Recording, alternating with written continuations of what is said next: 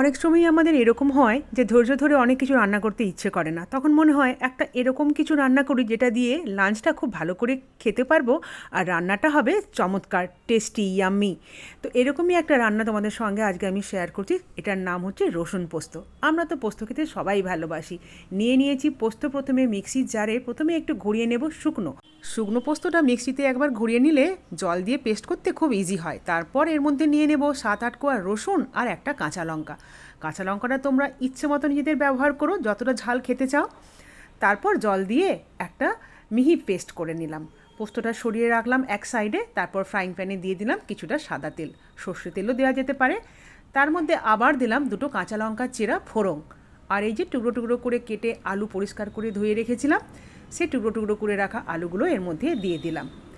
আমরা তো ঝিঙে পোস্ত, আলু পোস্ত, পটল পোস্ত, ঢ্যাঁড়স পোস্ত, চিংড়ি পোস্ত, পোস্ত ভাপা, পোস্ত বাটা সবই খেতে ভীষণ ভালোবাসি।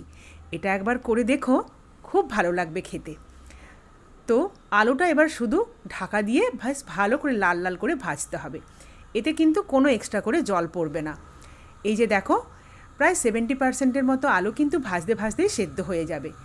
শুধুমাত্র নুন দিয়েছি এটা ভাজার সময়, আর কোনো কিচ্ছু না। তারপর দিয়ে দিলাম ওই বেটে রাখা পোস্তটা। ব্যাস, মিক্সি ধোয়া একটুখানি জল এর মধ্যে দিয়ে দেব। এই জলটাতেই কিন্তু বাকি রান্নাটা, মানে আলুগুলো সেদ্ধ হয়ে যাবে। ঢাকা দিয়ে দিলাম 2 মিনিটের জন্য।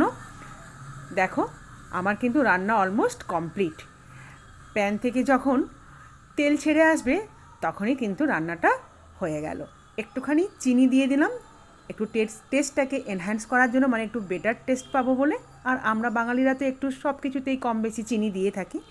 তোমরা চাইলে চিনিটা স্কিপও করতে পারো। ব্যাস, রেডি হয়ে গেল আমার লাঞ্চ। আজকের মতো সোজা সাপটা সিম্পল একটা রসুন পোস্ত। তোমরা একবার অবশ্যই বানিয়ে দেখো, তোমাদের খুবই ভালো লাগবে। আর ঘর একদম গন্ধে, রসুনের গন্ধে মোমো করছে। তো নিয়ে বসে পড়েছি লাঞ্চ করতে। এক টুকরো লেবু সাথে, আর ছিল একটুখানি বিউলির ডাল। ব্যাস, লাঞ্চ একদম জমজমাট। রসুন পোস্ত দিয়ে লাঞ্চ একবার তোমরা করে আমাকে কমেন্টে জানিও কেমন লাগলো। যদি ভালো লাগে অবশ্যই আমার এই ব্লগটাতে একটু লাইক কমেন্ট করে দিও।